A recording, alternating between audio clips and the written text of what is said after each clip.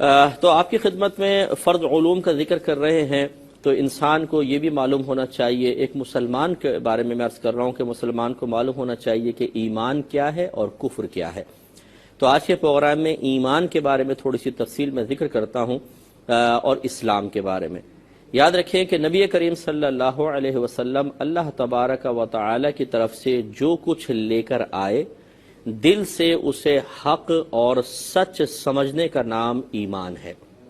اسی کو دوسرے لفظ میں تصدیق بالقلب بھی کہتے ہیں، کہ دل سے اس بات کی تصدیق کر دینا کہ نبی کریم صلی اللہ علیہ وسلم جو کچھ لے کر آئے وہ سب حق اور سچ ہے۔ اس کو ایمان، اس کو یقین سے بھی تعبیر کرتے ہیں۔ یقین اصل میں قلبی کیفیت کا نام ہے کہ جس چیز کے بارے میں آپ کا قلب اس طرف مائل ہے، اس کی اگر جانب مخالف بالکل ختم ہو تو اس کا نام یقین ہوتا ہے۔ جیسے اس میں گلاس میں پانی ہے، تو کیا ابھی میرے دل میں یہ آ سکتا ہے کہ اس میں پانی نہیں ہے؟ لازم بات ہے کہ نہیں۔ دل اس بات کی گواہی دے رہا ہے کہ اس میں پانی ہے، کیونکہ مجھے نظر آ رہا ہے، تو بس سمجھ لیں مجھے یقین حاصل ہے کہ اس میں پانی موجود ہے۔ اسی طرح اگر میں آپ سے کہوں کہ اللہ تبارک و تعالی ایک ہے، تو آپ کا دل کہے گا ہے۔ اب میں اس کی جانب مخالف لوں کہ اللہ تعالیٰ ایک نہیں ہے، کہ آپ کے دل میں ذرہ برابر بھی کہیں کہیں موجود ہے؟ آپ کہیں گے کہ نہیں۔ تو بس جب ایک طرف 100% ہو اور دوسری طرف 0% ہو، تو جس طرف 100% ہے میں اس کا یقین حاصل ہوتا ہے۔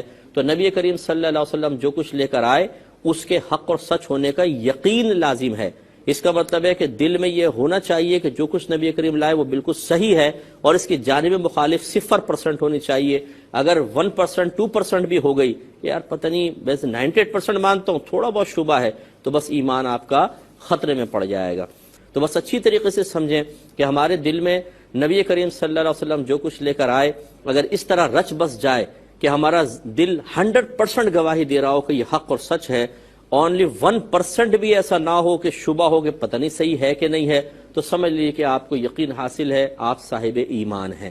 اور یہ یاد رکھیں جو کہا جاتا ہے نا کہ ایمان ضائع ہو گیا، تو ایمان کوئی مادی شے تو نہیں ہے کہ آپ کے سر سے ہٹا دی تو بوجھ کم ہو جائے گا، بلکہ ہوتا یہی ہے کہ شیطان اس یقین جو 100% تھا اس کو کم کرنا شروع کرتا ہے، اس کو 98 پہ لاتا ہے، 95 پہ، 90 پہ، اور بعض اوقات الٹا کر دیتا ہے۔